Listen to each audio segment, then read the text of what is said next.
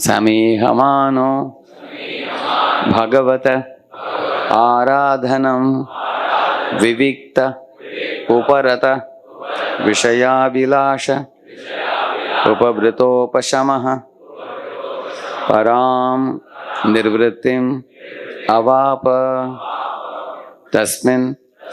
In that ashrama, Bhavakila, indeed, Saha, Bharata Maharaj, Ekalaha, alone, only. That means he was alone in that ashrama. Pulaha ashrama upavane, in the garden situated in Pulaha ashrama. Vivida kusuma kisalaya tulasika ambubihi, with varieties of flowers, twigs and tulasi leaves,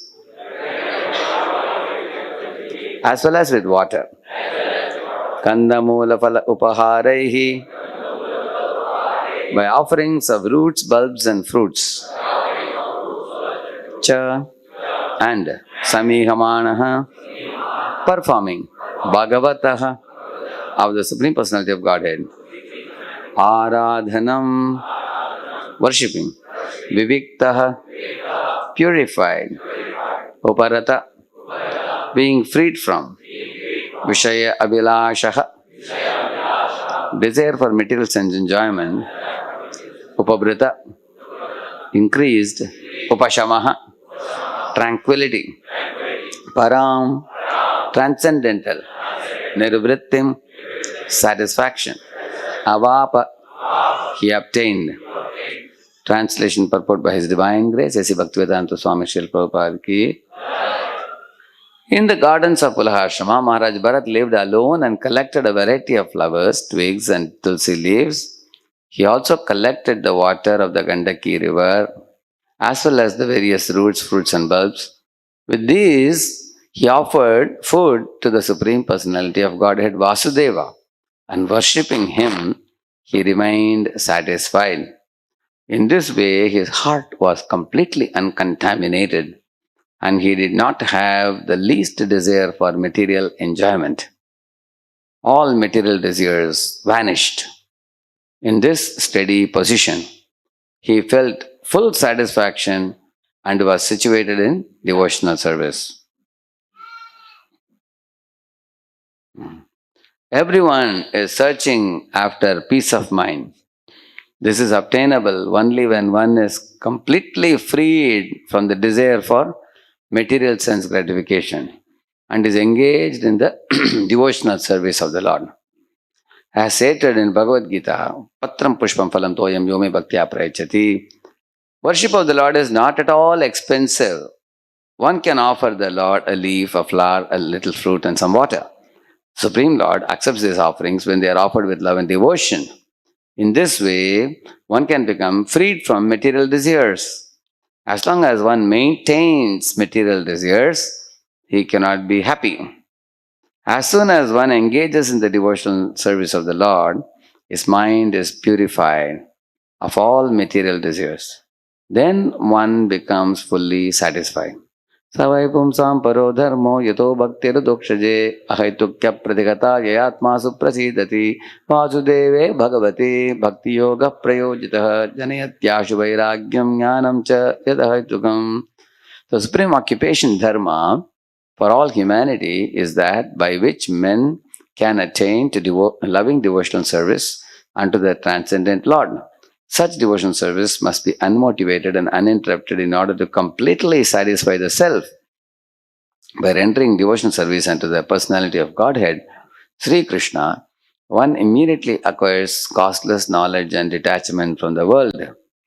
These are instructions given in Srimad Bhagavatam, the supreme Vedic literature. One may not be able to go to Pulahashrama, but wherever one is, one can happily render devotional service to the Lord by adopting the process mentioned above.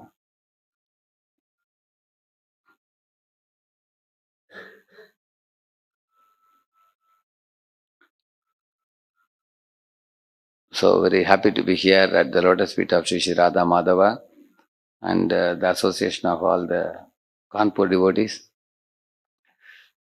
Looks like an ocean of youths here. Huh? They're amazing. So, under the capable guidance of His Grace Devakananda Prabhu, Premananam Prabhu, Yelamani Krishna Prabhu, and a team of youth preachers in Kanpur, such very powerful youth preaching is happening.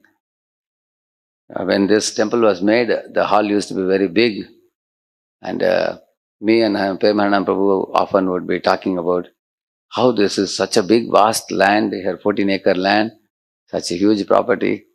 When will the time come when this temple hall will be flooded with youths? Now it is practically happening now. So, when Premanand Prabhu came from Pune, the team of devotees, in those days, only he and the team of brahmacharis would be sitting and having meetings, and a handful of them. And many boys were still in the college, and many were passing out and going to different places. And Kanpur is not like Bangalore or Hyderabad. You can all the boys come for jobs here. Still, preaching was very challenging in the early days here. Without practically no support, these devotees have worked very hard.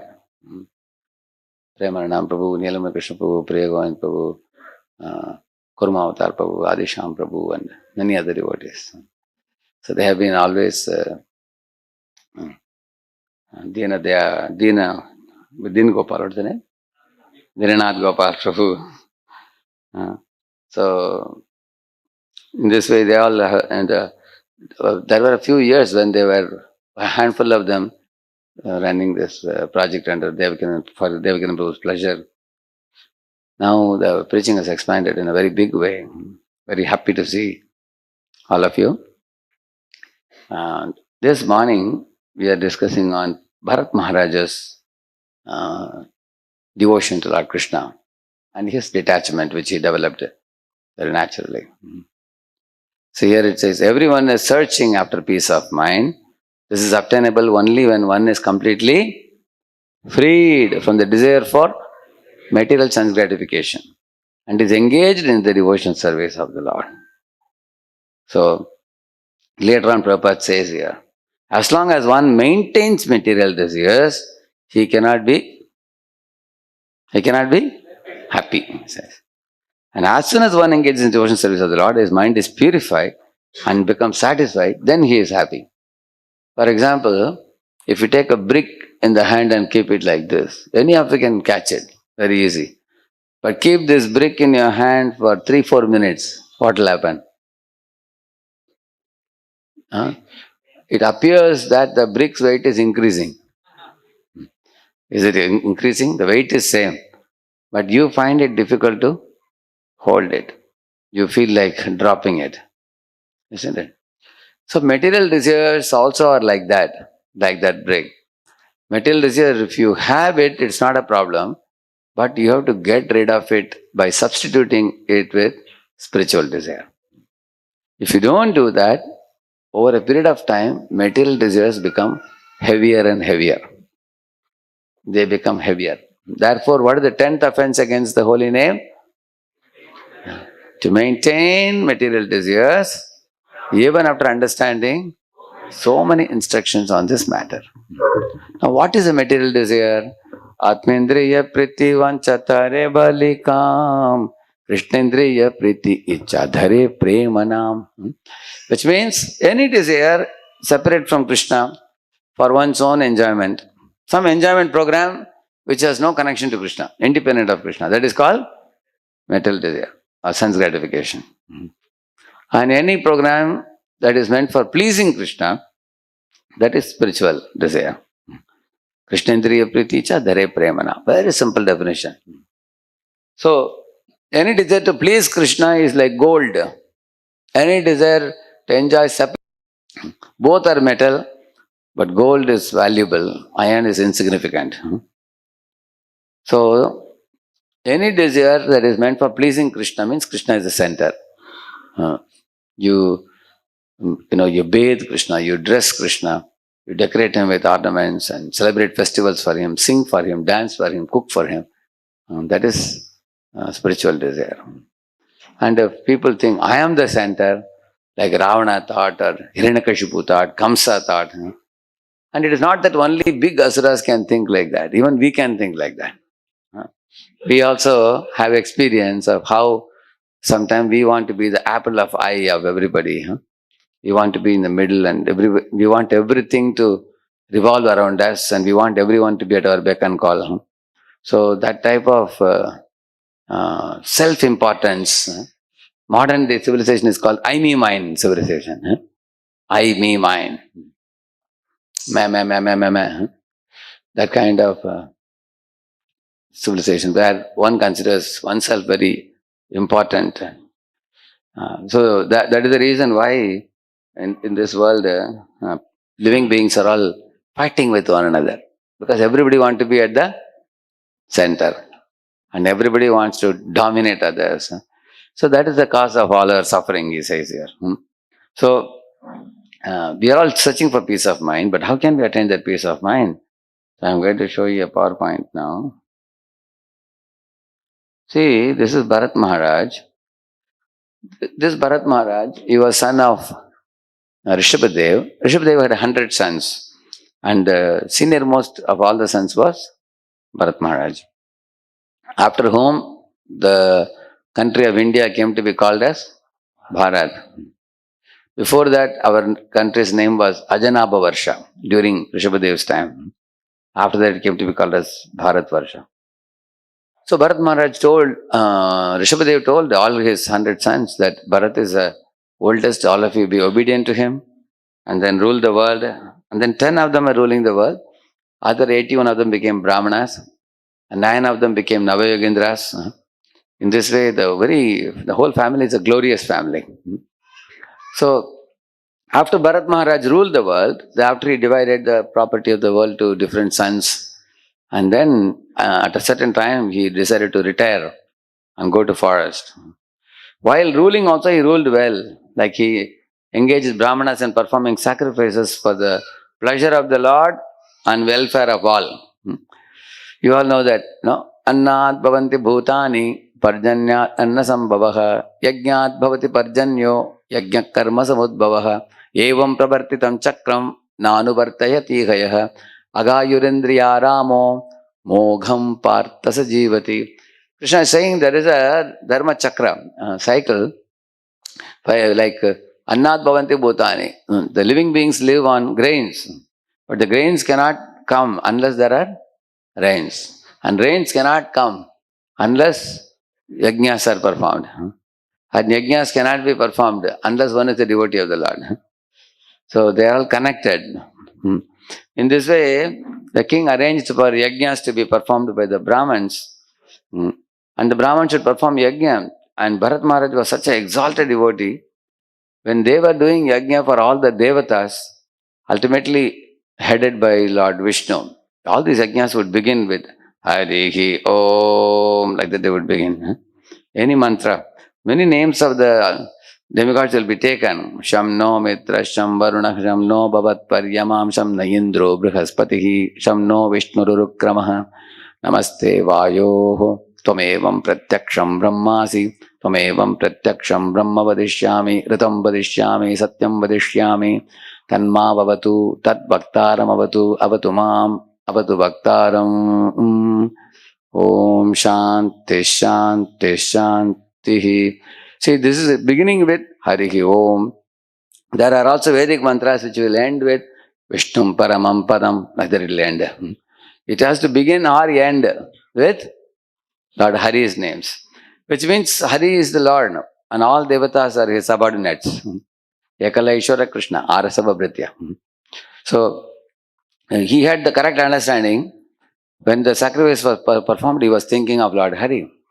When the yajna would be done, Indraya Swaha Idam Namama, when they would say, immediately he will think of the hand of the Lord. Why? Because the presiding deity of the hand is Indra. Similarly, when they would offer ahuti to Surya, he will think of the eyes of the Lord.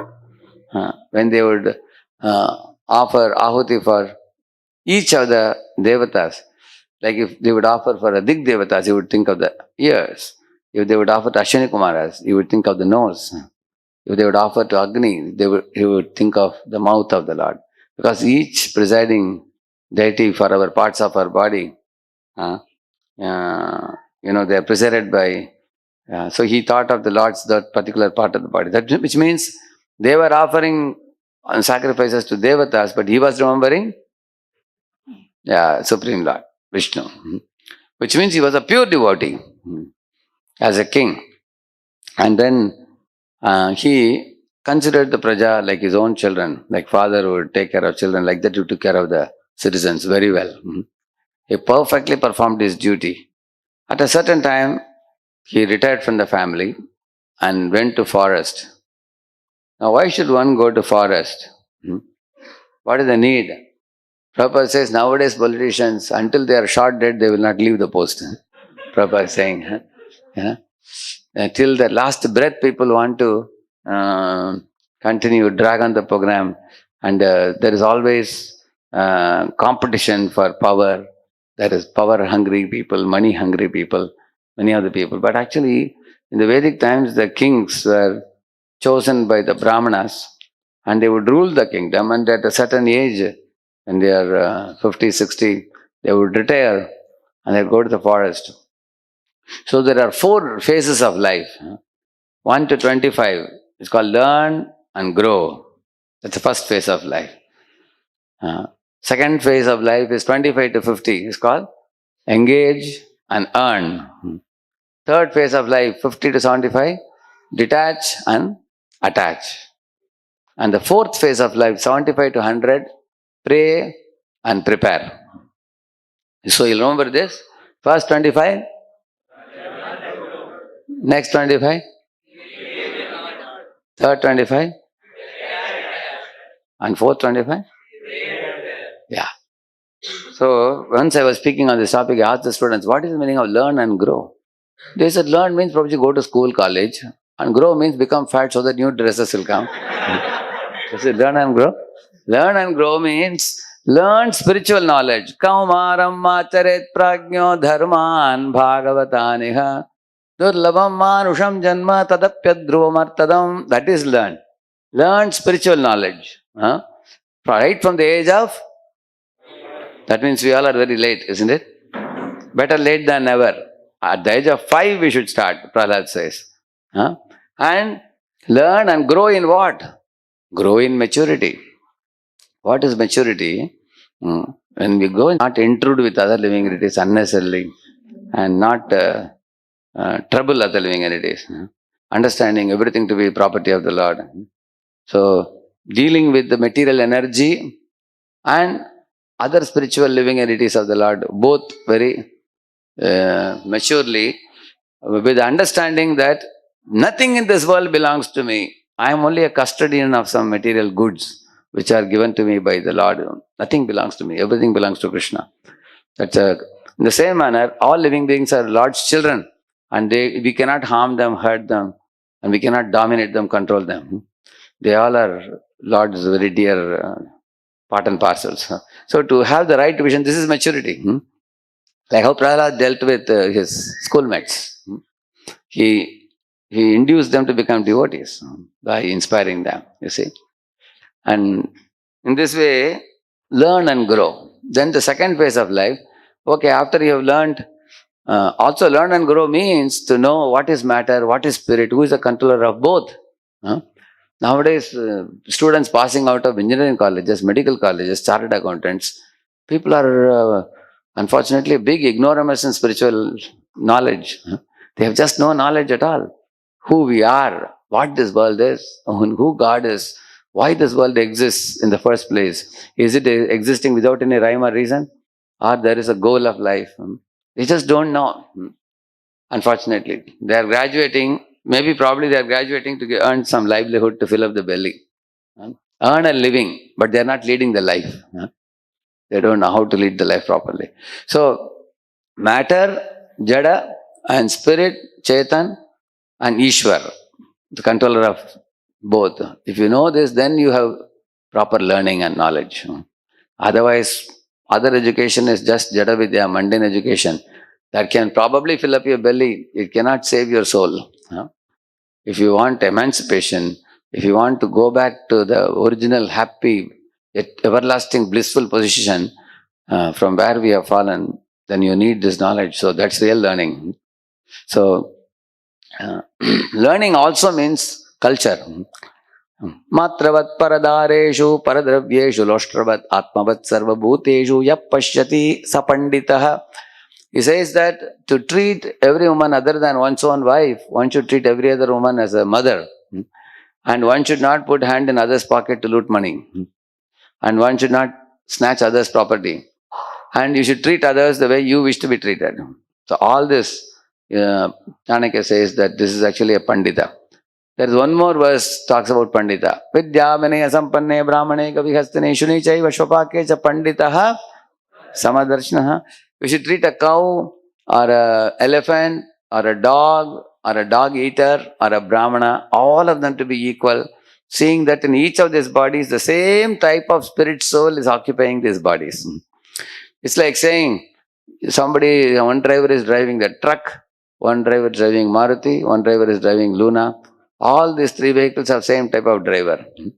To see that similar type of soul is occupying these bodies. I can't harm even an ant also. That is one definition of Pandita. There is another definition of Pandita also given. Yasya sarve samarambha kama sankalpa varjitaha jnanagni dagda karmanam tamahu panditam buddhaha. Pandita is a disciple of a guru who does not have fruity mentality. He only lives to serve and please the guru with no expectation of any reward in return. Such a person's karmic reactions are burnt to ashes. He's a Pandita. He's a learned person. He simply wants to live for the pleasure of Guru and Krishna. He's a Pandita also. So in this way, one should become a true Pandita. That is learn and grow. Correct, no? And then 25 to 50, what I told you? Engage and earn. So I asked, what is engage and earn? So the boy said, Prabhuji, I think in marriage they have engagement ring. Just get engaged in marriage. And then earn means you have to take a job, go to some IT company, take a job and make money. Otherwise, nobody will give you a daughter to marry if you don't have a job. Is it engage and earn? Such a superficial understanding, you see. Engage means engage in devotional service. Together with wife, husband and wife together engage. You have seen whenever people would do sacrifice, husband and wife would do together. You have seen that? And in your temple, whenever you do Gita Jayanti Yajna and all, families sit, correct, no? Yeah. Husband and wife are considered like, one soul in two bodies like that. They are considered like that. They are one unit. So, husband and wife should engage in religious and devotional activities together and engage and earn means earn Bhakti Sukriti. Because Punya and Pap will get over. Punya will, if you go to heaven, Krishna says that, Te tam bhaktva sargalokam vishalam Kshene punye martyalokam vishanti. He says, when punya gets over, you come down. 5, 4, 3, 2, 1, 0. You come back to the earth. Similarly, if you have pap, you go to hell. -3, -2, -1, 0. Again you are back. Isn't it? Both get over. But what never gets over? Bhakti Sukriti. Therefore, engage and earn means earn that Sukriti which will never perish. Indeletable, undepletable. Bhakti, Sukriti, that should be earned. How do you do that? By worshipping the deities, by chanting the holy name, by studying Bhagavad Gita, serving the Vaishnavas. Name Ruchi, Jivadaya, Vaishnava Seva. You know these three? Krishna samsar karo chadiya nachar. Krishna samsar karo chadiya nachar. Jive daya Krishna naam sarva dharma sar. Jive daya Krishna naam.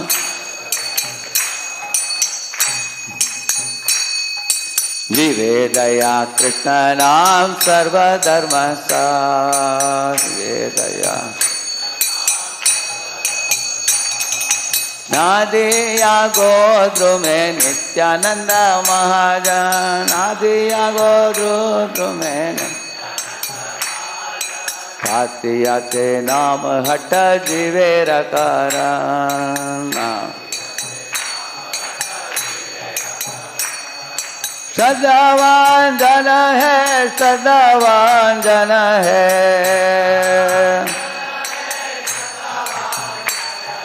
प्रभुर अज्ञाय वै मागे ये भिक्षा।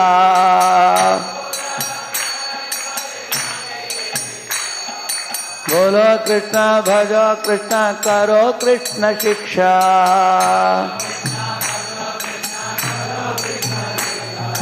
बोलो कृष्ण भजो कृष्ण करो कृष्ण शिक्षा।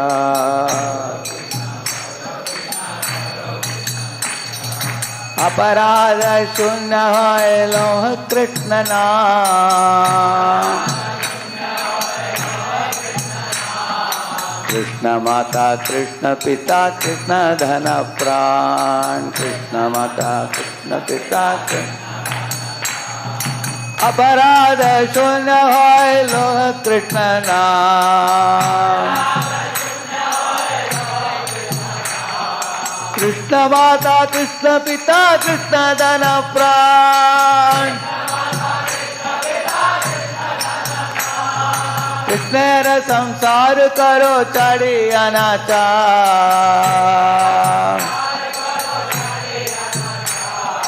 जीवे दया कृष्ण नाम सर्वधर्म सार। जीवे दया कृष्ण नाम सर्वधर्म सार। हरे कृष्ण कृष्ण कृष्ण हरे हरे। हरे राम राम राम हरे हरे। हरे कृष्ण कृष्ण कृष्ण हरे हरे। हरे राम राम। हरे कृष्ण कृष्ण कृष्ण हरे हरे। हरे राम राम राम हरे हरे।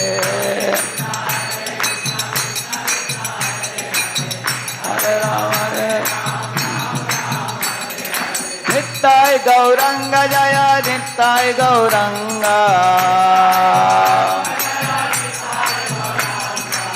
नित्याय गौरंग जय नित्याय Gaurang.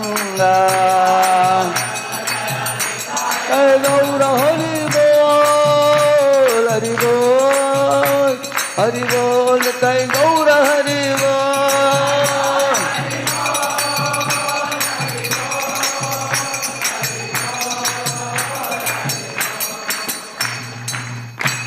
So in this song you get the essence of all religious principles. How a grihastha can engage and earn. They have to consider Krishna Mata, Krishna Pita, Krishna Dana Pran, and Bolo Krishna means chant Hare Krishna.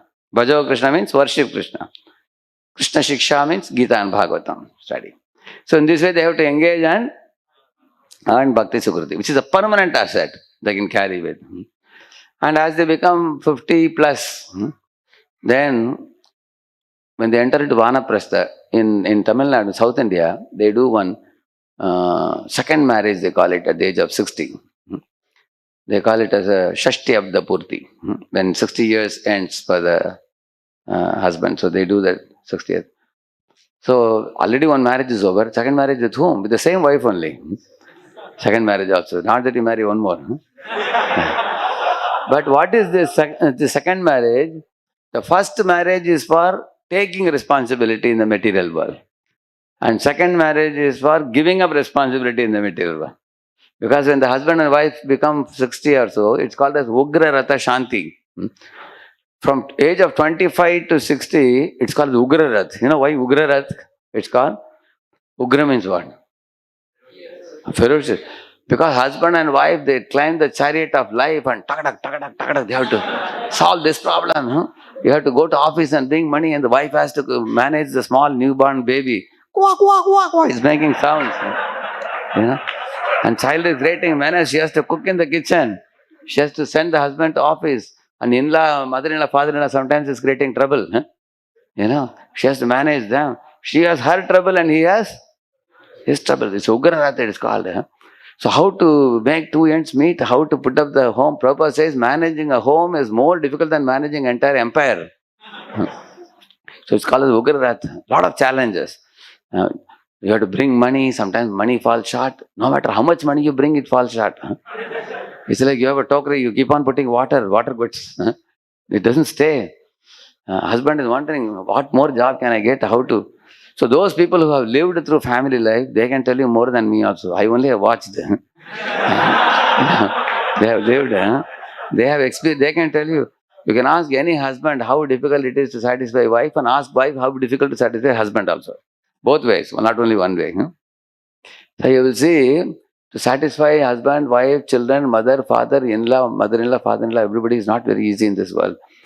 His Holiness Radha Govind Maharaj was telling, Param Puja Radha Govind Maharaj, he said, इस दुनिया में कोई आपका boss है क्या company में जिसके हाथ में एक तुलसी दे दो वो तृप्त हो जाएगा? He said, everybody wants hard work in this world. Krishna says, just give me one tulasi, I will become. That is only possible in devotional service. Yeah. So, therefore, Ugra Ratha. So, at the age of retirement, Ugra Ratha, Shanti. Shanti means what? That phase of life is over because children have grown up. Sons and daughters have become grown up, they are married, they got jobs. They even take up father's business also, they run it. And father is relatively free. Therefore, companies also retire them because you go home and start take the japamala, get into spiritual life. They also give you free time. You have saved money also. So husband wife should do what they should do: detach and attach. What is this? Detach and attach. One fellow in Pune told me, I have 4 business I had. My 4 sons have taken away my 4 business. Swamiji, you told in the lecture that day you have to detach. I became detached. I don't fight with them. I became detached. Therefore, I decided to attach to a new business now. Is it detach and attach? Detached from material life and attached to Krishna. That is the purpose. That's what he is doing now, Bharat Maharaj. He thought, enough of my ruling the kingdom of the world. I have been a king. People have been praising me, showering flowers upon me. When Raja comes, everybody will say, Bharat Maharaj, pada rahe hain. Dhan, dhan, dhan. They would beat him. And then people would shower flowers. Correct, no? Now he is in forest. There is nobody around. Occasionally you will see some bird will be chirping. Or some river is flowing. It's in an aloof place in the forest, in a serene setting, just chanting the holy name, absorbed in Lord Krishna, as you see in the picture. Is remembering Lord Vishnu. So the sun is powered by Surya. Surya is powered by Narayana. Lord Narayana's Shakti is invested in the Surya. Therefore, Surya is able to give light. So when he's doing Gayatri Mantra, he's meditating on Lord Narayana's form. So why is the Gayatri Mantra performed? To get steadiness in life.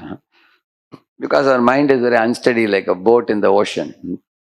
And one does Gayatri chanting, Gayatri purifies the mind, steadies the mind, sanctifies the mind, makes one focused. And then when one chants the Hare Krishna mantra, one awakens love for God by that. So in this way, he was chanting the Vedic mantras and he was also chanting Gayatri, living in the forest. He was detaching himself from the worldly encumbrances and are completely absorbed in Lord Krishna, because you have to detach from matter and attach to Krishna and increase that attachment over a period of time as you proceed. And then when one goes beyond 75, what did I tell you? Pray and prepare. So one should learn to pray like, you see, Brahma is praying, Nagapatnis are praying, Gajendra is praying, and Prahalad is offering prayers. So many great souls have offered wonderful prayers in Srimad Bhagavatam. I saw recently one book published by Delhi, our Sarvasakshi Prabhu has published a book on only Bhagavatam prayers. I think 1 or 2 volumes, bulky. All prayers put in one book. Very nice it is. So, these prayers are worthy to study, and because they will help us to know how to glorify the Lord. These prayers are called Uttama Shlok. Uttama Shlok means choice poetry. These are springing from the heart of pure devotees with fervent devotion. So we should also study those prayers and learn how to pray to the Lord. Prabhupada said, chanting Hare Krishna means, oh Lord, purify me, elevate me, accept me. That is the meaning of this prayer. Purify my heart. I have been wandering in this world for millions of years. You know, I have accepted so many contaminations in my heart of lust, anger, greed, pride, envy, illusion. Please cleanse my heart. The human form of life is meant only for one purpose, to cleanse the heart and go back to God. To purify the heart and go back to God. There's no other purpose of human life. I asked, what is the goal of human life? Somebody said, to become an engineer. Somebody said, to become a doctor. To become a child. Yes, you have to have some profession to earn your livelihood. If you have a family, wife, children, you need a job. But that is not the goal of life. That is for survival in this world. The goal of the soul is to go back to God, purifying the heart. So Bharat was fully aware of that goal. Therefore, he went to forest and he detached himself from unwanted things. So people sometimes fear religion or God. Why? They feel, oh, these fellows will tell us to give up. Actually, why they tell you to give up? They tell you to give up things which are giving you suffering. Correct, no? See, Prahlad Maharaj says, Maya Sukhaya Bharamud Bhato Vimudhan, he's saying. What is the bharam? See, bharam means bharam, weight. Like sometimes you see a donkey is carrying, clothes to the riverside. After washing the clothes, again he puts the heavy wet clothes on his back. And that is far more heavier than before. And he carries it. And what is his hope? The washerman has put one carrot in the front, dangled, which is also tied to his neck with a stick. And the donkey is thinking, if I go 1 foot ahead, I will catch the carrot. And as he goes 1 foot ahead, what happens to carrot? That goes one more foot ahead. Is he able to catch it? So he only has, future prospects, better prospects for the future. But he never gets it. This is called as happiness in view, but out of experience. That is material world. In material world, you will find, it's like you see honey inside a honey bottle, but you cannot taste it. That is material world. You can only observe happiness, but you want to enjoy it, it will miss from your hands. It's like that. It's like the reflection mango in the water. Can you eat a reflection mango? The real mango is in the spiritual world. In the material world, you get only reflection mango. So, Prahlad Maharaj is saying that all living beings in this world are taking big burden of material pleasures on their shoulders. My dear Lord, how they are suffering in this world, running on the rat race, he is telling. After running in the rat race, you remain a rat only. You don't make any progress. Whether you have money, or women, or buildings, or cars, or all the glitter and glamour of the world, at the end of the day, people are not peaceful, people are not happy. Recently, we made a survey, and the first world country like America and other countries, if you see, over the years, the gun sales has increased. Suicides have increased. Accidents, automobile accidents have increased. Number of criminal activities have increased. Animal killing has increased. So all these things are not a sign of happiness. We can see that people have a lot of money nowadays, even in India also. But the happiness and peace is missing because they have forgotten God or turned against God, and they are trying to chase after the mirage of material pleasure. That is the Dhanam Janam Sundarim. Hiranya and Kashipu. Hiranya means gold, Kashipu means attraction to the opposite sex. So these two are very prominent in modern day society also. People talk about money and people talk about man-o-man relationship. So this is the cause of the suffering. So Bharat Maharaj was intelligent. He understood the core of our heart is contaminated by these impurities, which have to be cleansed by taking in that which is supremely holy. And who is supremely holy? Lord Vasudeva. Lord Krishna is supremely holy. And how do you take him inside your system? By chanting of the holy name. So he prepared himself. He was praying to Lord Krishna like this and cleansing the heart.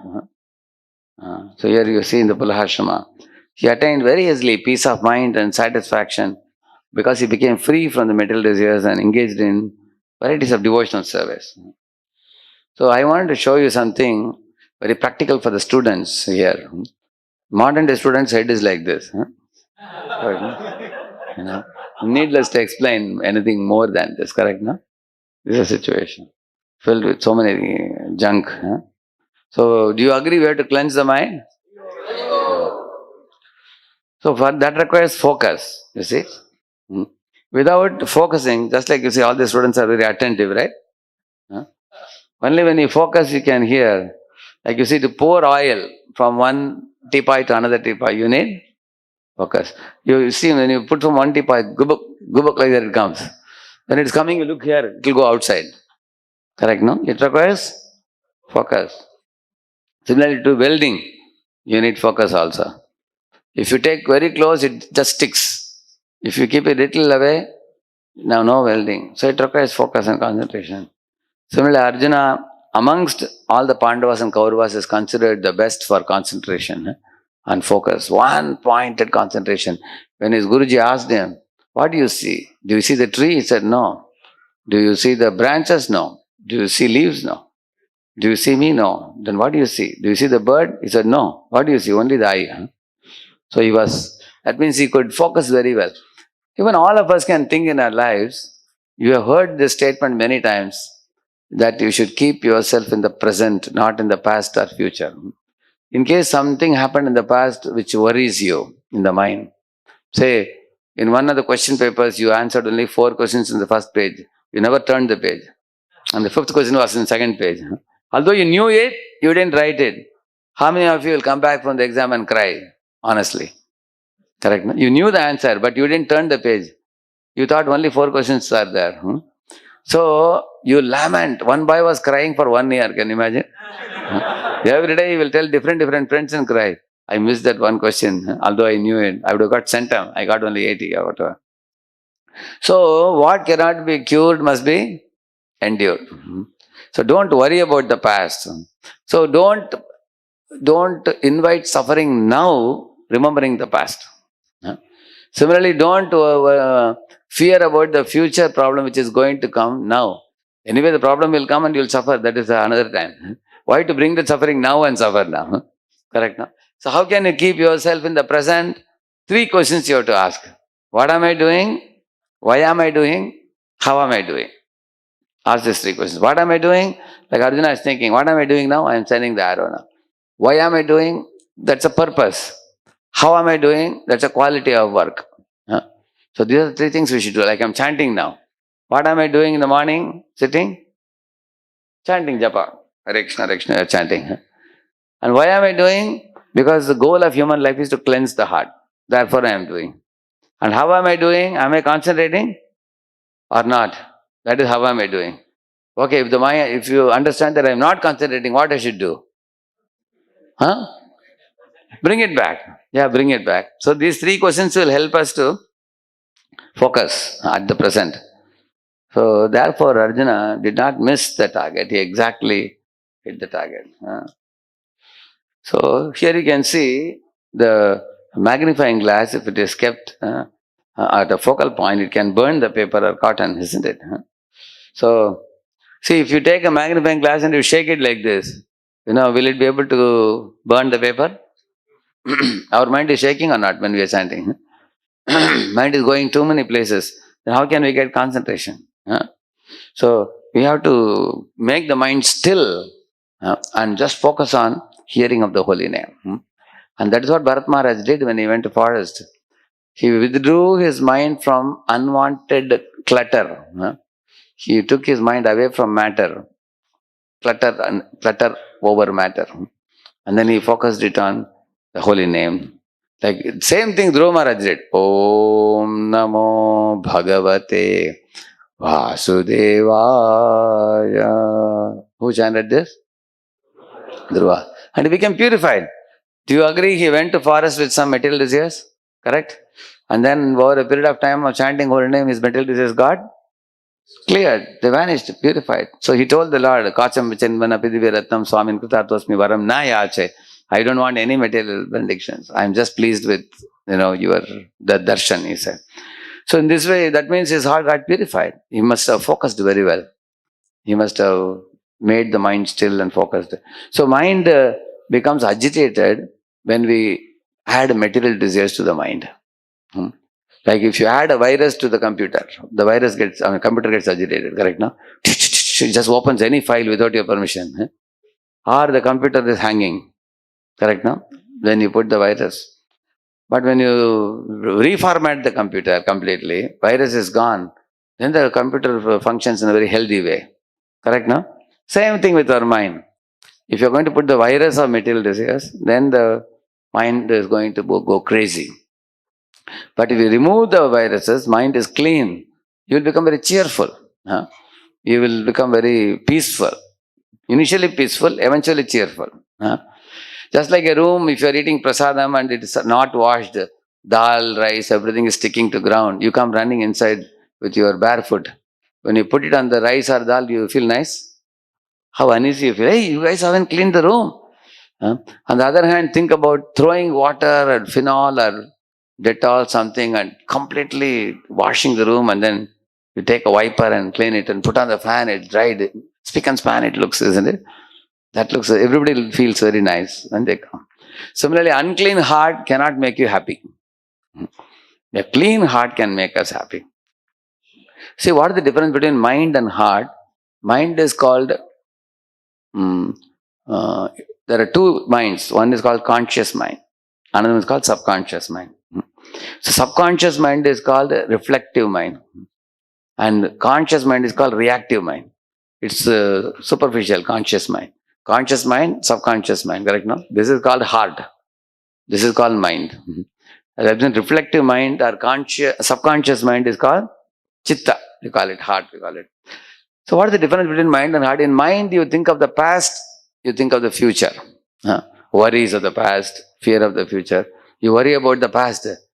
If only I did that. If only you think. And for the future, you think, what if that happens? What if exam paper becomes tough? That is about future. So when mind is cluttered with past and future worries, it is called reactive mind. Mind keeps reacting. Anxiety is everywhere. There are multiple anxieties pulling our head. Therefore, we are not able to chant.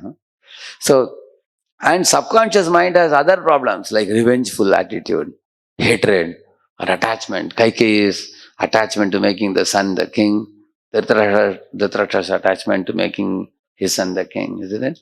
Kritadyuti's wives, co-wives, they were having hatred for her and the child, isn't it? So hatred, revengeful thoughts, attachments, these are all residing in the heart. Raga and Dvesha, we call it. That's much more deeper than conscious mind also. So both impurities are there at the mind and the heart, and they can be detected, recognized and cleansed completely by chanting Krishna's holy names. Hare Krishna, Krishna Krishna, Hare Hare, Hare Rama, Rama Rama, Hare Hare, Hare Krishna, Krishna Krishna, Hare Hare, Hare Rama, Rama Rama, Hare Hare, Hare Krishna, Krishna Krishna, Hare Hare, Hare Rama, Rama Rama, Hare. So this should be done in a prayerful mood. Oh Lord Krishna, oh Vasudeva, oh please kindly, you are the supreme. I am an insignificant speck in your lotus feet. Please purify my heart. Please elevate my mind. I wish to see my mind residence for you to come and live. The divine couple, Radha Madhava, to come and live in our heart. That's why in those days we used to sing a song. मेरे मन मंदिर में एक बार तुम आ जाओ गिरिधारी गिरिधारी वनवारी मनमोहन कुंज विहारी कारी आ जाओ Giridhari. So you understand the meaning now? Oh my dear Lord, please come and reside. Another Bhaktivinoda Thakur song also similar. Mama mana mandire rahani shire Krishna Murari Krishna Murari Mama mana mandire rahani shire Krishna Murare, Krishna Murare, प्रीति मालचंदन भक्ति प्रीति तुम्हें neo है neo चित्तनंदन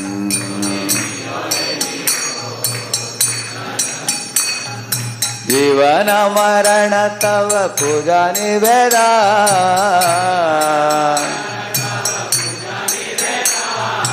सुंदर है मनहारे हे तो नंद कुमार आनंद कुमार नंद कुमार नंद तवे प्रेम प्रदीपे आरती कुमार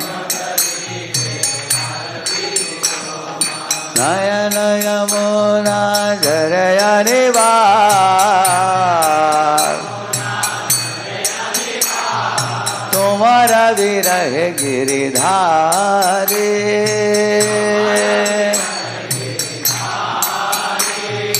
चंदन गाने तव भजो जीवा Krishna Murari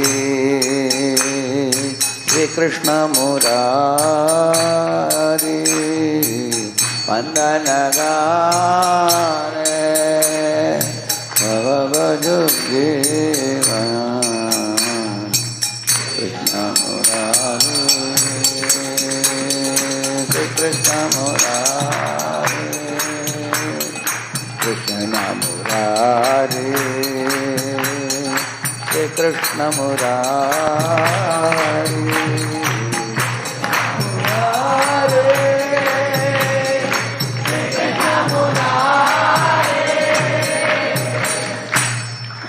So this song has similar meaning.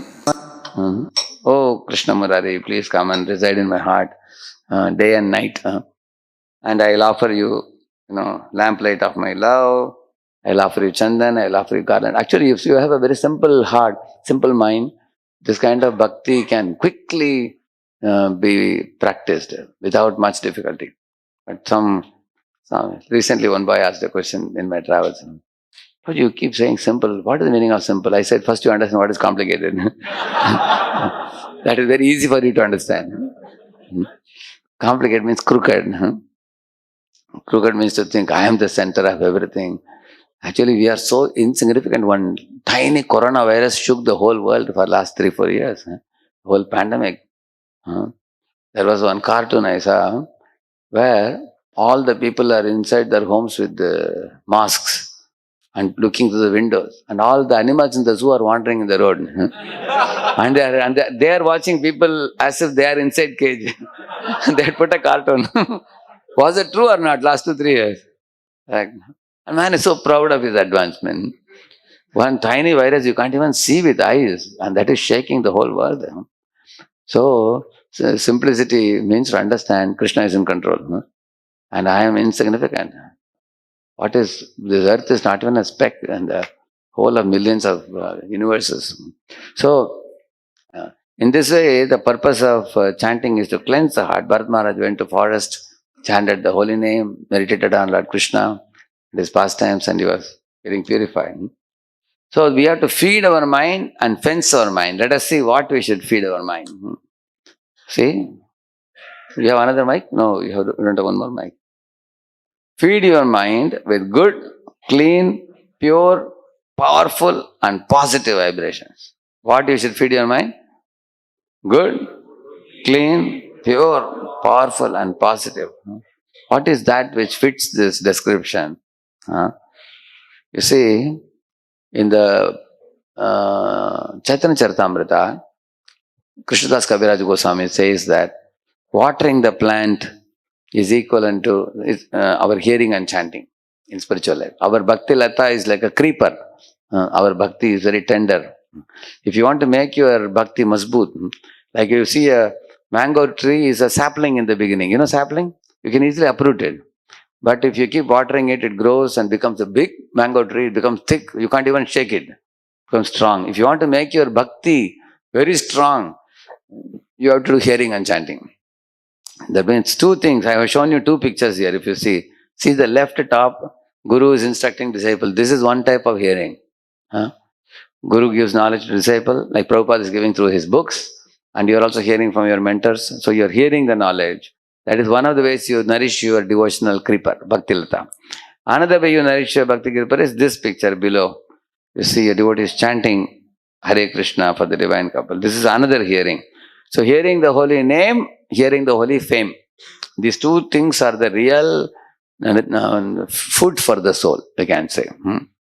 That means studying Gita, Bhagavatam and other books of Prabhupada and also chanting the holy name. This is actually the spiritual nourishment. So you become very strong in spiritual life by this. And Kaviraj Goswami says, if you don't read this spiritual literatures, you start feeling weak in spiritual life. On Ekadashi day, you have seen some of you feel little weak on Ekadashi day because you don't eat grains. When you eat grains, you feel very strong. Similarly, when you do reading, chanting, you feel very strong. Also, we need emotional care also. You see, the sun's warmth is required for the plant. Is it not? Otherwise, how the chlorophyll, photosynthesis and all will happen, correct? No? Similarly, in spiritual life, you need seniors who are affectionate to you, who are concerned about you, to whom you are accountable, and their warmth is carrying you forward. Or it attracts you to come back to the temple and meet the devotees. And there is somebody in my life whom I can fall back upon if I have any difficulty, and they will give me guidance and they will give me direction. And they are completely, free from any fruitive mentality. They don't want anything from me. They just want to see me flourish in my spiritual life. They are like my well-wishers, well-wishing superiors. So Krishna has sent such well-wishers in my life. So by their guidance, I can flourish in my life. You have that confidence. So you get that support, emotional support from them. Also, you also need a society to live in. For example, sometimes boys, girls, in their colleges, they feel that we are only handful of devotees. So many people are non-devotees. So they tease us, or ridicule us, or challenge us. How do we survive? But if you have a circle of devotees around you, it's very easy to practice. What I used to do in my college days, every class at least has 10-20% pious people. You agree? Correct, no?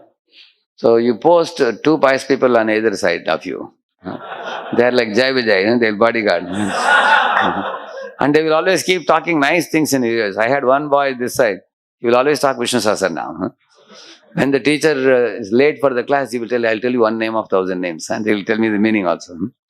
And this fellow, he was always Sanskrit. For him, Patata Sanskritam, Vadata Sanskritam. So he said, I am going to become a Sanskrit propagator.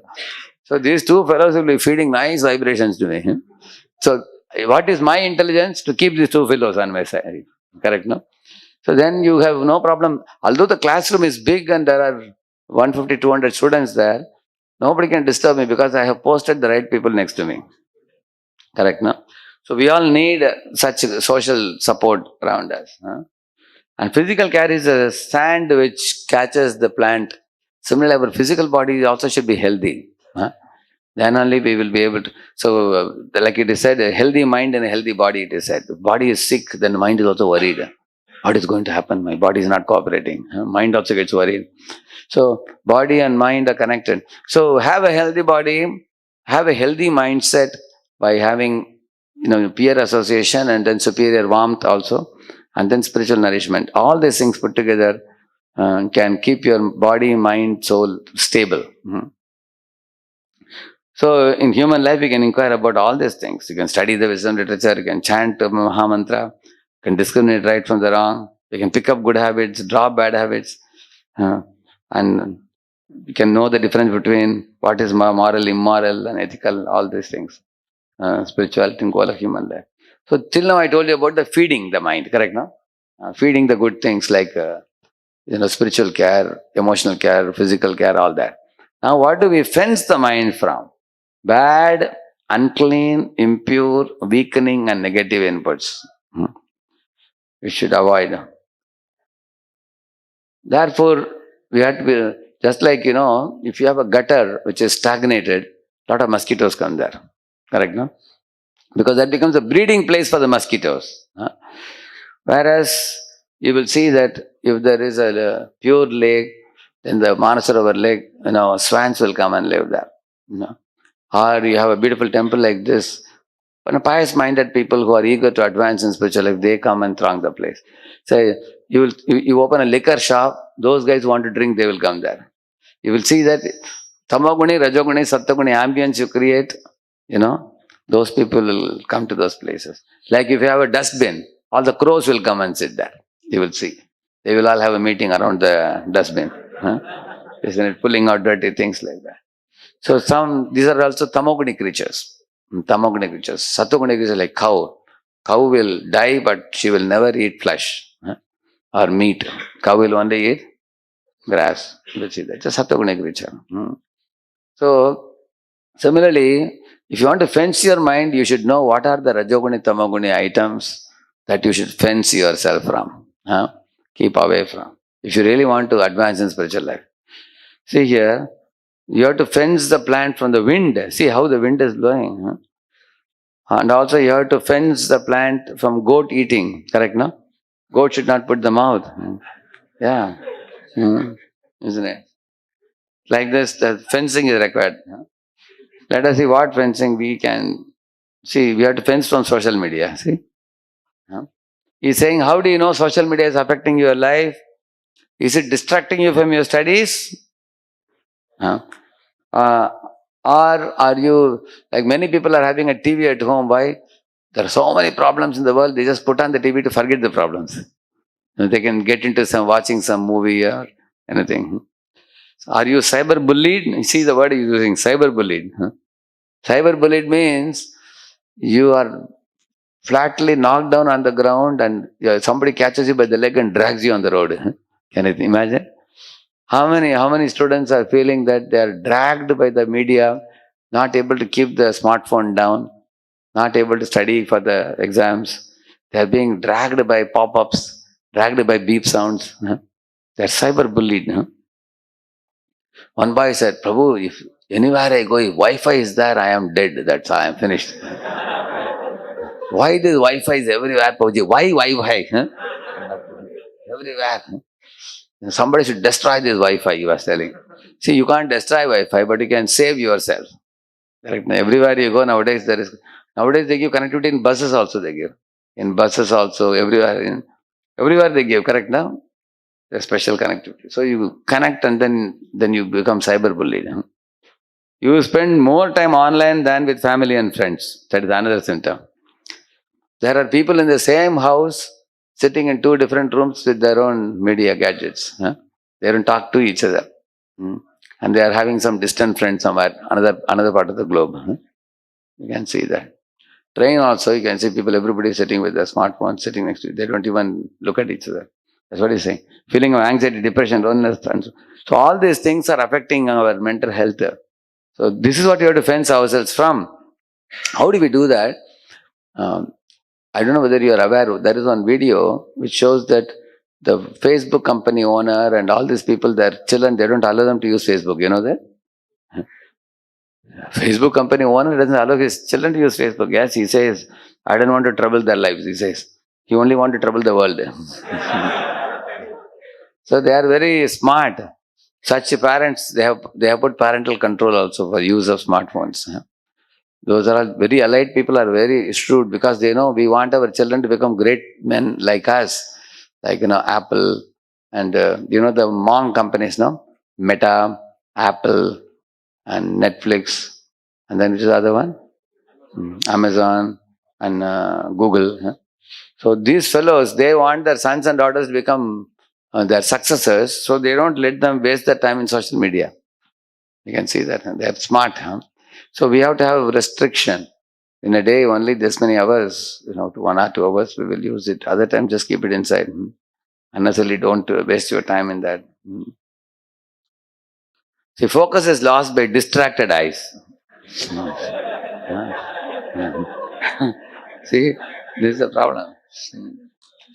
So, therefore, Krishna says in Bhagavad Gita, he says, sit erect, he says, Shijaudeje pratishtapya siramasaram na utritam na atinicham chaila janakushottaram tatre kagram manakritva. He says that Ekagrata, if you want, one pointed, you have to sit erect. If you sit bent, you go to sleep, he says. So sit erect, he says. And also he says, the two eyes should be focused on the tip of the nose, he says. Of course, some people find it headache to focus on the tip of the nose, it may be difficult. I close one of the eyes and with one eye I focus on the tip of the nose. Actually, if the two eyeballs are resting in this near the nose, then you cannot see other things. You can't get distracted at all. And once you can, because eyeballs, if you don't rest them, see, this fellow's eyeballs are not resting, it just goes around, correct? No? If you rest the eyeball, then you can concentrate very well. When you utter the holy name, then you can hear very well. If you rest the eyeball. But many times we find when boys chant, they look around who is doing what, who is coming in, who is going out, who is sleeping, who is awake. Their mind is commenting, running commentary mind is giving. Correct, no? Then can we concentrate? It's very difficult. So, know this secret. There are only two powerful distractors, eyes and the ears. See, this is ears. This is also eyes. See here. Poor teacher, Everybody is into their... everybody is super busy with their own media, I see. And this is ears. Sometimes our ears catch and take us away. Correct, no? Sometimes people say, no, oh, my mind has been elsewhere, she's saying. See? That means, people are standing right next to you, but they have been listening to something else. So distracted eyes and distracted, these two only we have to avoid. Therefore, I really don't like a sound. If anybody else's sound is affecting my chanting, then I will sit in a place where I can hear my own chanting very well. Some people sit right next to you and put their sound directly into your ears. Hare Krishna, Krishna Krishna, Hare Rama, Rama Rama, Hare Hare. So then you can't hear your own chanting. So once one boy was sitting next to me like that. Then from here I went and sat there. There also came and sat next to me. Because I didn't want to hurt him. If I tell him that you are making sound, he will feel bad. So instead of telling him to go away, I went away. He is coming behind me. 3 places I changed. Finally, I asked, why are you coming with me? He said, Prabhuji, I want your association. I said, you can take association after chanting. Now let us be separated now. You be there, I'll be here. So, we need to hear whose sound? Some people put Prabhupada very loud. And then they are thinking, who is chanting? You are chanting or Prabhupada is chanting? See, you can put Prabhupada sound for inspiration purpose, but later on you should reduce the volume. Then we should hear who's chanting? Our own chanting we should hear. So, these eyes and ears, see, recognizing the mind menace, if you see, how to put a boundary between ourselves and negative people, you see. So many negativities are all around us. So if you can concentrate in chanting very well, you can easily cut off from the negativities around you. Similarly, how to be less distracted, how to be more focused, and have increased concentration in studies and everything else. How to relax the mind from day-to-day work. See, so many things he has got to do. Everybody, man has controlled even lions and elephants also. But only one thing has failed to control his own mind. He has become a slave of his lust, anger, greed and all these things. So, therefore, the problem is where the soul is covered by mind and body. The soul has a mind and a body. Mind is for storing desires and body is for executing desires. So, as you see here, we have acquired this red color qualities in the mind, which have to be, innate qualities are pure of the soul, but the soul is covered by mind. Mind has all the problems. The mind is like a stinking socks. Nobody will appreciate if you come with a stinking sock. They'll say, get out. Stinking. We are not stinking, but the socks is stinking. So we have to clean the mind. See, these are bad habits due to unclean mind. When mind is unclean, one wants to eat like anything. Or one wants to sleep in the day also. Or Nowadays people, even rich people drink and they ruin their health. See, now everybody, you can see so many people, boys, girls coming from good families are smoking nowadays. So this way, companies are worried about taking in people who have such habits because productivity is lost. Somebody cannot be professional, he gets into unnecessary affairs. Somebody. See, this fellow quarrels with everybody. Some people have that tendency. So in this way, the mind is as strong as a wind to control. Mind is difficult to control. Who says this? Chanchalam himana krishna pramati balavadridham tasyaham nigraham manye vayuriva sudushkaram. It's like Vayu, he says. Our mind is like a mad elephant.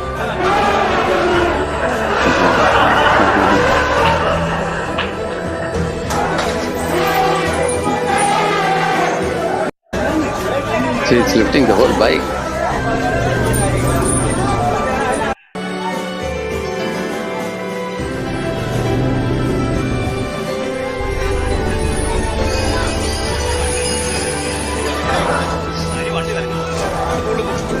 See? How much power mind and how much power the elephant has, you can see.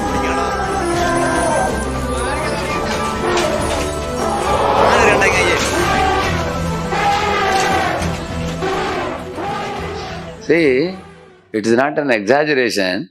We can see how much our mind is very similar to this elephant. Pramati, he says. It is Pramati means mad. It's very, very strong. Actually, sometimes we find why youths commit suicide, because sometimes mind can overpower them. Especially mind overpowers because of impurities. If just like if you have a balloon with helium and you have not tied it, it just flies up, correct now? But if you remove that gas, then the balloon is lying down. Similarly, mind also, when the impurities are removed, mind is very peaceful. When the impurities are loading the mind, then the mind becomes uncontrolled, like this mad elephant. But why mind is compared to the elephant, I'll tell you. Elephant is a trainable animal. Can you walk a tiger or a lion on the road? By training them, can you walk? Deadly, nobody will walk them. But you can walk an elephant, agreed? You will see it's a good elephant, see? It's so huge. Even children can play with the elephant, you see?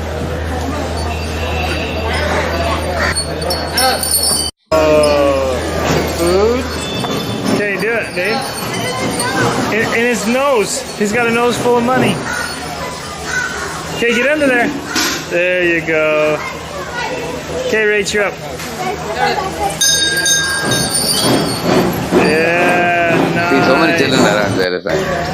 See, the elephant practicing, elephant drawing elephant.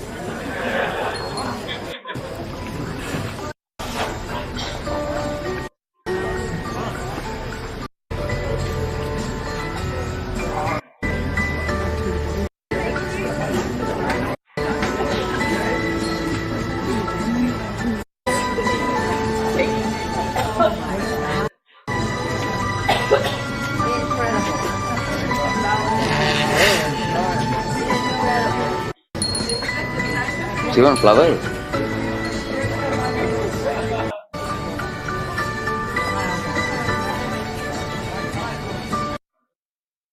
So, sometimes the elephant even carries a lot on the back, correct, no? You have seen that? So I showed you bad elephant, mad elephant and a good elephant also now, correct, no? So now it's time up, but I'll quickly show you the things, many of things you know. So we all have a battle with our mind, because impure mind is like the red fellow. You see that fellow? So the angel-like behavior and animal-like behavior, both we have, correct, no? So Bharata Maharaj went to forest to awaken that angel within him, bringing out that angel within us and drive out the animal within us. So this mind and intelligence always have a tug of war. I heard in America, one fellow, America generally people don't go in scooter. Everybody has a car. But sometimes they drive scooter to go fast. So one fellow was going in a scooter, but his cap flew off. Then he stopped the scooter and started running behind the cab. And so many cars are going zoom, zoom, zoom, zoom like this. So, if mind overpowers him, he will focus on the traffic or on the cab. Cab. If intelligence prevails, reason prevails, then he'll focus on which is important. To safeguard his life when the traffic is moving fast is important, or getting the cab is important. Correct, no? But sometimes we all have experience. For a trivial thing, we cause a big loss. That is because the mind overpowers us. So therefore, like here also, smoking is a habit, bad habit, but the mind sometimes may overpower a youngster. But here, when intelligence overpowers, therefore, you will see that the example of this is given in Kathopanishad. The soul can be peaceful if you strengthen the intelligence. How do you strengthen your intelligence driver? By study of the scriptures like Gita, Bhagavatam. When you study, you get the discrimination power. What is right, what is wrong, what is good, what is bad. And then with the strengthened intelligence, you can control the mind and the senses, the ropes and the horses. Please repeat this. Shri Bhagavan Vacha Asamshayam Mahabaho Manodur Nigraham Chalam Abhyasena tu Kaunteya Vairagyena cha Grihyate. Two things Krishna says, by feeding and fencing, Abhyasa and Vairagya. Two things he is saying. By practice and by detachment. So what is the practice? Prabhupada says, the first and foremost practice is hearing spiritual wisdom of Gita. Hear, absorb and apply the learnings. That is very powerful, transcendental method for purging the mind of all misgivings and impurities. Hear, absorb and apply, he says. And what is the detachment? By detaching the mind from useless and harmful activities that increase mind's instability, one can very easily learn Vairagya. That means we have to post a watchman in our senses. Yes to Krishna and no to Maya. Correct, no? That's what we have to do. So, like you see, Dhruva Maharaj is hearing from Narada. He is actually feeding his soul. And then this is fencing, like, avoiding the four sinful activities. Dyutam panam sriya sona yatra adharmascha trivida. Illicit sex, meat eating, intoxication and gambling. So, he did practice and detachment. I'll finish with this slide, I think, because it's getting late. See, there was one boy who was studying in a Gurukula. His Gurukul teacher told him that you are a muff, you better go home. We can't accommodate you. On the way back, he saw one lady drawing water from a well, and the rope was making an impression on the stone. So this boy was surprised. How is it that a soft rope, coir, is able to make impression on a hard stone? That's because of repeatedly pulling it. Immediately went back to Guruji and said, please give me an opportunity to study in the Gurukula again. I will prove myself. So he was given chance. So he very nicely practiced repeatedly. And then he went on to become Kalidas, who wrote Kumara Sambhava and all that. That means practice makes a man perfect, we say that. So chanting also is a repeated practice. Daily you do it. Eventually you will get mantra siddhi. You will get the power to chant very nicely. So, like ant going over a stone makes a line. Or in a forest pathway, sometimes people walk and both sides grasses grow, in between they don't grow because of repeatedly going. So therefore Krishna tells Arjuna that mind is difficult to control but not impossible. Mind can be controlled by practice of chanting and practice of hearing, staying with devotees, increasing sattva guna. And by these things, the mind can be purified and mind can be... Actually, the mind's craziness or madness or running is increased by increasing impurities. As you reduce impurities, the mind reduces its speed also. As you come from Rajoguna, Tamaguna to Sattva, mind becomes more mild, more calm, more easy to deal with after that. Similarly, the detachment means actually we have to detach ourselves from things which may be pleasurable but harmful. Like for example, cocoa chocolate is pleasurable to eat, but if you eat too much, all your tooth will be lost. Correct, no? Children lose their teeth because of eating cocoa chocolates and you get disease in the teeth and then you have to go for a tooth extraction, which will be very painful. Correct, no? Similarly, in eating, one has to know how much to eat. I saw one man in the train, he was an old man, but all family members are eating samosa. So he also ate a lot of samosa. He ate like dozen samosas. Next day morning he was screaming, ah! So while eating he was enjoying, but later he was suffering. That's the nature of material pleasures. Initially they'll give you little enjoyment, later on they'll punch on the nose. Therefore, we have to detach ourselves from so-called pleasurable but miserable enjoyments. And that is detachment. Therefore, Prabhupada, based on Bhagavatam, prescribes the 4 regulative principles. When we follow the 4 regulative principles strictly, then we follow the principles of, this match formula: mercy, austerity, truthfulness, cleanliness, holy name. So you follow pure principles. Mind becomes pure very fast. If you don't kill animals, you become merciful.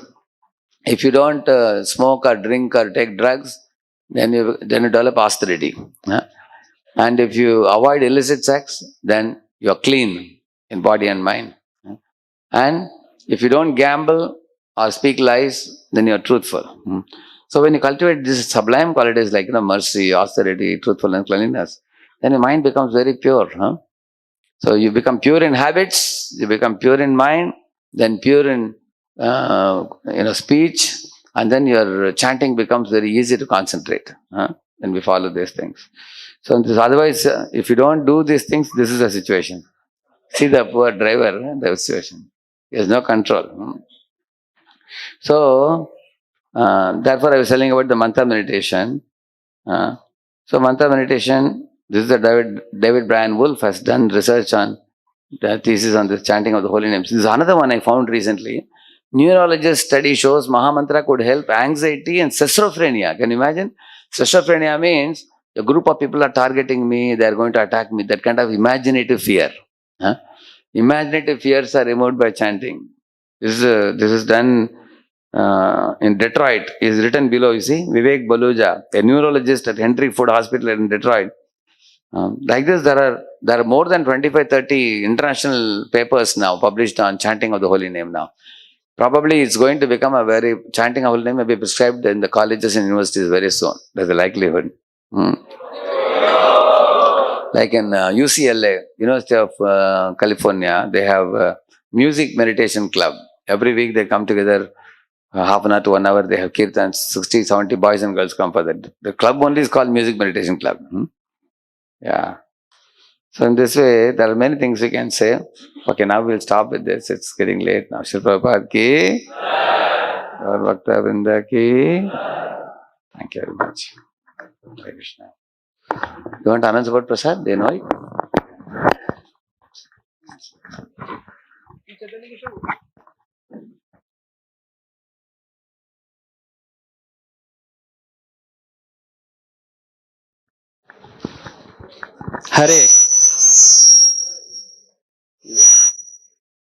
Hare Krishna. Hare Krishna. Hare Krishna. So I'd like to thank Prabhuji by 3 times loudly chanting Vivo! Vivo! Vivo!